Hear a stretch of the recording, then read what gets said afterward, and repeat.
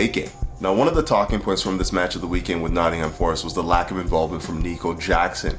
And for me, there was a number of reasons as to why that was the case. Now, first of all, obviously Nottingham Forest defend very deep, and it took away the ability for Nico Jackson to run in behind. And even in the instances where they weren't as deep, they're a little bit more of a mid-block, they made it very, very difficult to play through the middle. So as a result, Chelsea were looking to get the likes of Cole Palmer on that right flank again, where he could, find space and look to pick passes. And if you watched my video last week where we talked about Cole Palmer getting into that exact same pocket of space on the right, where he could hit those first-time balls in behind to the likes of Nico Jackson, you can see that I thought that tactic was very, very effective. Cole Palmer coming to find space on the right-hand side, first-time hits in behind, Nico Jackson getting in 1v1 situations. In this game, it was just completely different. There was no space for Nico Jackson to attack the box.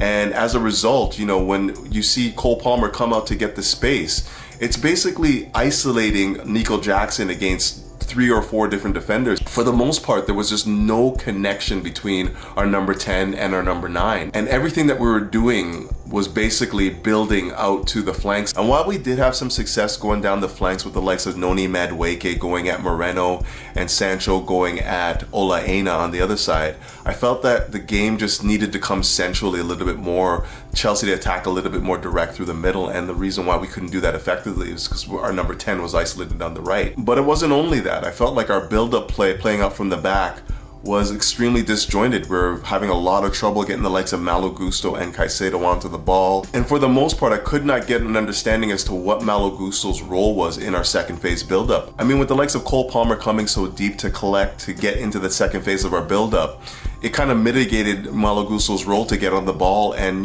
play it a little bit further. And don't get it twisted, obviously Malo did not have a very good game. Even when he did get on the ball, he wasn't really looking to make those forward passes into spaces where the likes of Cole Palmer or Madueke can get on the ball. He was turning it over at an alarming rate, in particular in that first half. And maybe it was for that reason that we saw Cole Palmer dropping a little bit deeper into the second phase to, initiate our build-up, because Malo just wasn't giving us enough in that particular space. But, I don't think that that's enough. I think that if Malo is going to be playing that inverted midfielder role where he's coming in and he's going to be part of that midfield duo with the likes of Caicedo, Fernandes, whoever it is that's playing in there, he has to be more effective at initiating our second phase and getting the ball into the likes of Cole Palmer or spraying it out to the left to Sancho, Fernandes, whoever it may be. And the reason for it is very simple. If we're going to be facing low blocks, we're going to have presence at the spear of our attack. We're going to have the likes of Cole Palmer, Nico Jackson, Nkunku,